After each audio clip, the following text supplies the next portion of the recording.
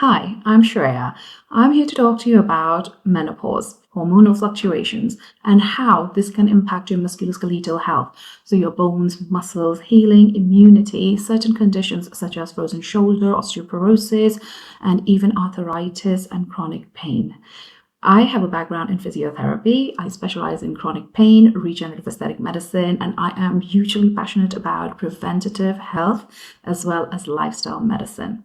This is very close to my heart, and I feel as a medical professional who sees patients every day that we really need to change our approach to seeing our patients, to medicine, to the way we practice and treat.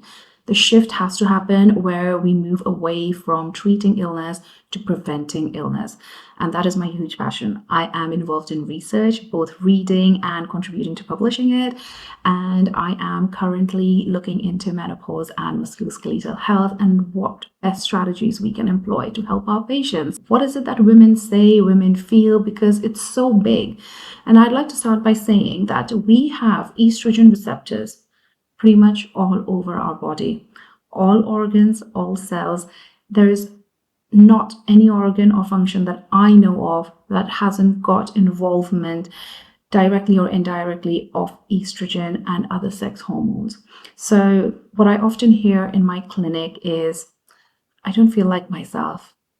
I've just gained so much weight out of nowhere. I've now got diabetes and cholesterol, but I have changed nothing in my diet. I've been exercising the way I used to.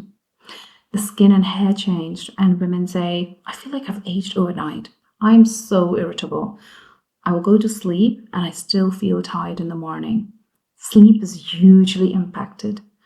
When it comes to musculoskeletal signs and symptoms, it's aches everywhere. Everything hurts. Things I used to be able to do before, I can't.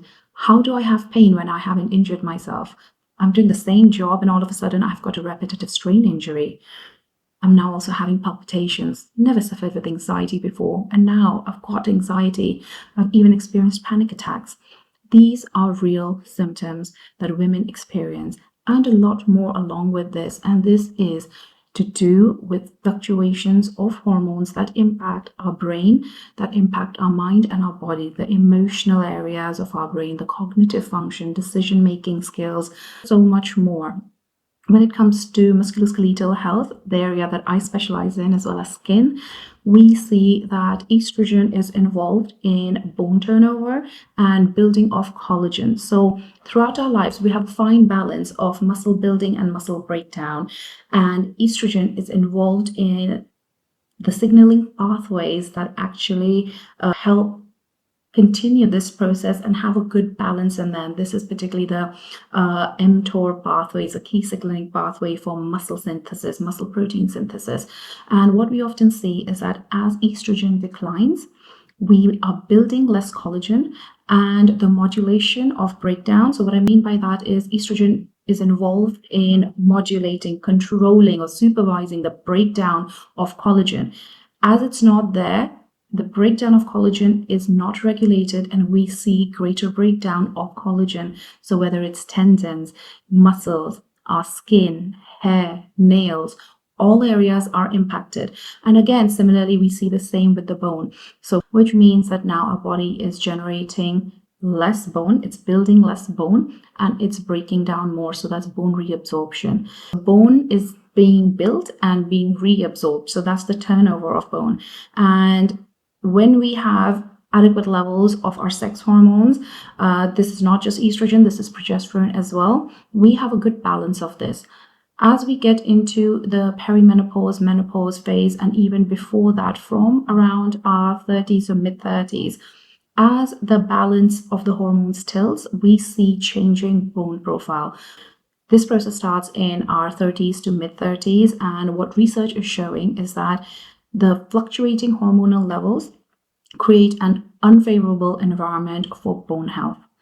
Now, this starts quite early, but when we come to recognizing that a person has osteoporosis, that is quite late, because this process, this lack of balance has been there, has been in place for at least a couple of decades at the time.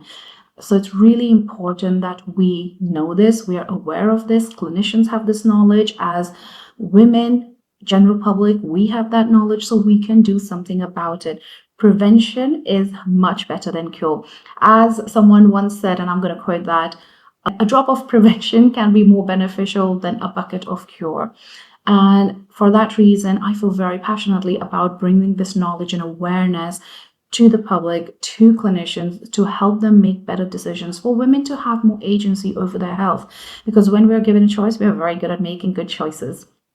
So this is what I'm going to be talking about. I'm also going to talk about pain profiles, because estrogen exerts an effect on pain modulation. So regulating pain levels, we see that we have greater pain tolerance when our hormone levels, specifically estrogen levels, are higher. This is what research has shown us.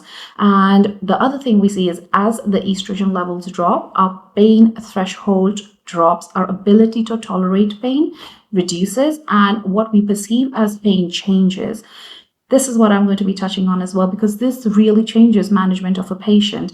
Does she need to be on strong painkillers, or does she need to be educated on HRT? Other options? Do we need lifestyle medicine options? Because when so many changes are happening, we often don't realize how much it impacts our nervous system. And there is a lot we can do through stimulating the vagus nerve, through vagal tone, to help manage and exert an influence on our nervous system. This could be deep relaxation, breathing exercises, one of the fastest ways to impact the vagus, but also other strategies. It could be temperature control, cold plunges, getting light, walking in nature, sleeping more, conversations, CBT. A lot of things are there that do not involve pharmaceutical management. So my goal here is to bring to you evidence-based tools that help in managing lifestyle, enhancing your lives, things that have been proven really to help us feel better, to live better, to have a better lifespan and a better health span. I'm going to tackle each topic separately. Lifestyle strategies will include sleep, stress management, nutrition, specifically protein, talking about the gut microbiome, exercise, what specific exercise, what's a great way to get into it. I'm going to talk about journaling as well, community, human connection, all of these things that make such a big difference to our lives. They are no cost or low cost tools that anyone and everyone can employ in their lives, or find ways where they can incorporate this in bits to have an impact on your overall health and well-being. If you have any questions, if you'd like me to address specific areas, certain topics, you have questions about them, leave them in the comments below, and I'll do my best to bring to you the best evidence-based, science-backed tools using lifestyle medicine strategies that you can incorporate straight away. Thank you for listening.